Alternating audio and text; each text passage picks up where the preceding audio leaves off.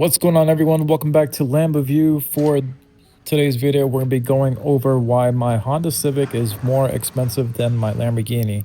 If this is your first time on Lambo View, what I do here is teach you all the different ways to get into a Lamborghini. I teach you about finance, I teach you about strategy, how to invest, and whatnot. So if you are somebody that wants to learn about all that stuff and ask me whatever question you want to know about being an owner, feel free to subscribe to the channel.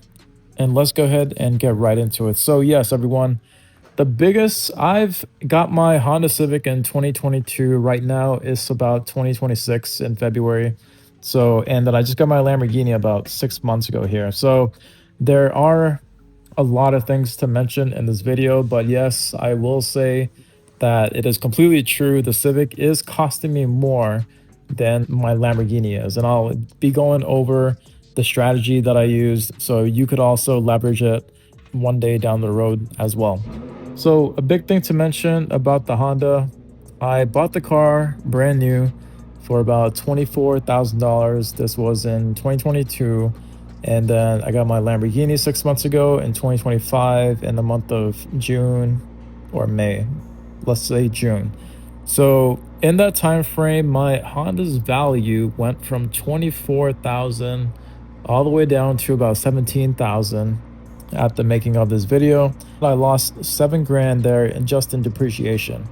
Also, the big thing to mention is my Honda is my daily car, which means that it gets a lot more miles, and my Lamborghini here, this is going to be my weekend car. So the Lamborghini just gets about 2,500 miles a year, maybe about up to about 3,000 or so.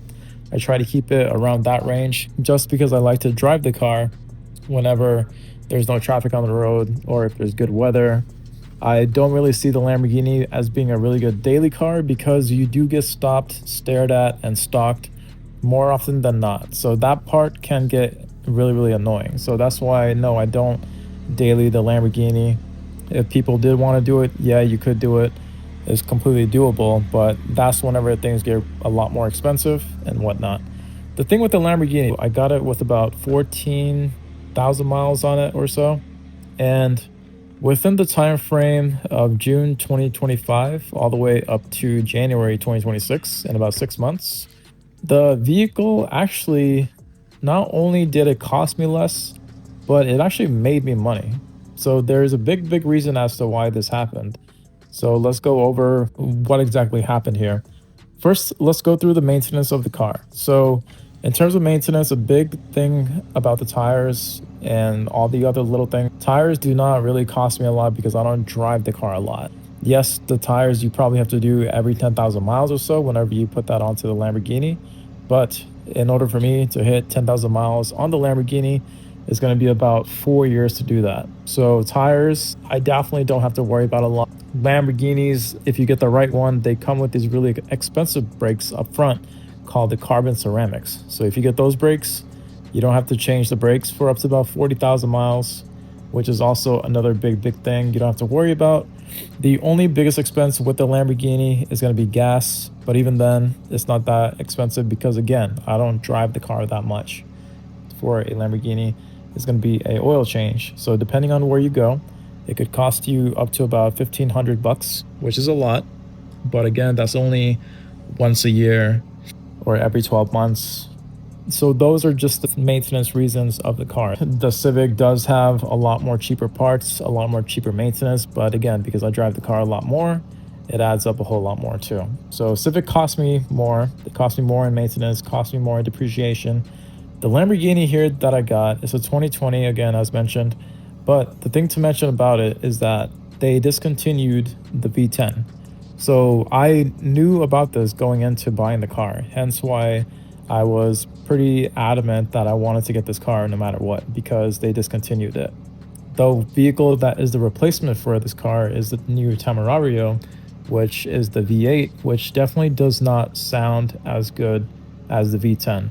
There's no way around that. It does perform better, but in my opinion, when you get the Lamborghini, you're buying it for the experience. So the V10 Huracan Evo that we have here does deliver that. So I knew that going into buying the car. So I knew that the value of the car was either gonna be staying still, which again, I bought it at $280,000. The vehicle was financed. There was no need for me to pay off the car in cash because I did get a really low rate. So yes, since the last 6 months, the vehicle in value appreciated by about $10,000, give or take. So that was a big reason why the Lamborghini costs me a lot less. It's actually making me money at this point. So every 2 months, the vehicle is going up in value for about 2,000 a month, and I don't expect it to keep doing 2,000 a month for the next year, but because it just got discontinued, the value is going to go up sharply in the beginning, and then it will start to steady off afterwards.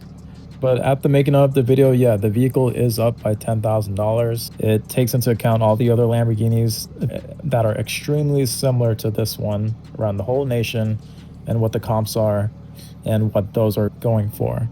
The biggest way to treat the car is just like your savings account. The money that you put into your savings account, it doesn't go anywhere.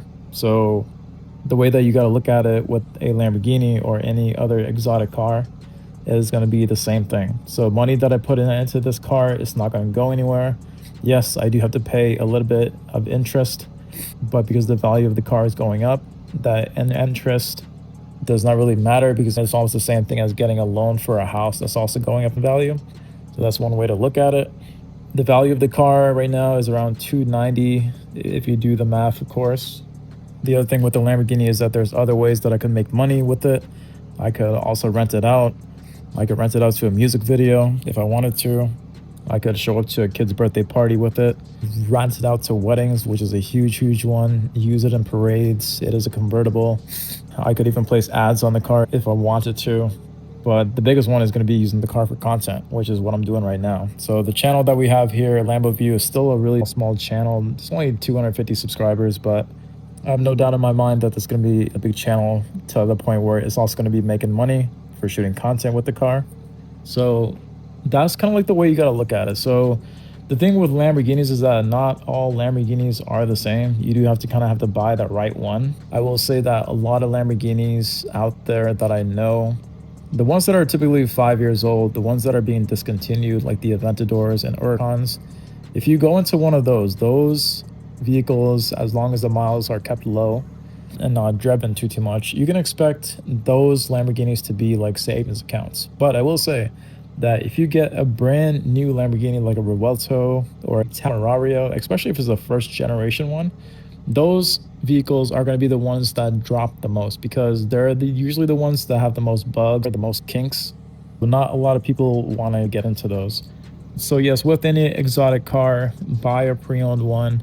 A lot of times the exotic cars don't really have a lot of miles on them because the owners, they don't really drive the cars all that much. So it's pretty easy to find low mild exotics out there. But yeah, the other thing with the interest too, so yes, because I'm paying interest for the loan, this vehicle is a business vehicle 100%. I do use the vehicle for only business purposes. So everything from things like the gas to the maintenance to the services to even the interest that I'm paying on the loan, all that stuff can get tax written off. So because I have the vehicle in a LLC, it's eligible for certain tax write-offs. So that's another way that I'm saving money on the car. I can't do the same thing with the Honda because the Honda is my personal vehicle. So that does have to be treated separately. So that kind of goes to show everyone. So if a lot of people think a Lamborghini is expensive. Yes, it is expensive, but it's only expensive in the reasoning of getting to it. But once you have it, you're pretty much all set after that. So the hardest part is obviously to save enough money to pay down the car a whole lot. Yeah, you do have to have a pretty substantial income, but as long as you know how to do things like save and as long as you know how to invest your money, which is what I kind of teach on the channel, then you're going to be in pretty good shape because at that point, you just have to stay consistent, just have to stay disciplined, and then just let your investments stay invested. And then after that, you just got to let time do its thing. And then before you know it, you're going to have a huge chunk in your portfolio, which you could also use for the down payment or borrow against it to pay for your toys like this Lamborghini here. So yeah, that was just some small reasonings there about how the Lamborghini is costing me less. It's also making me money. It's basically free at this point, which is awesome. I plan on keeping this car for a long, long time. The next car is going to be a Revuelto, but again, I want to wait a good 5-6 years before I jump into the next one because the value of this car is going to keep going up. And then as it keeps going up, then I can trade this car in for the new one. And then that right there is just going to be $3,000, $300,000 that I'm moving from this Huracan to the Revuelto. So that's kind of the smart way to buy supercars. You get into one, you buy it smart, you treat it as a savings account, and then before you know it, you're going to keep building and building and building, and then just transfer the money that is inside your savings account here that's on wheels, and then just move it into the next supercar that you want to get. And then you just repeat the process, and then you can basically buy whichever supercar you want. So hopefully this video helped. If you all had any questions, subscribe to the channel and comment right down below. Thank you all for watching. I will see you all for the next one.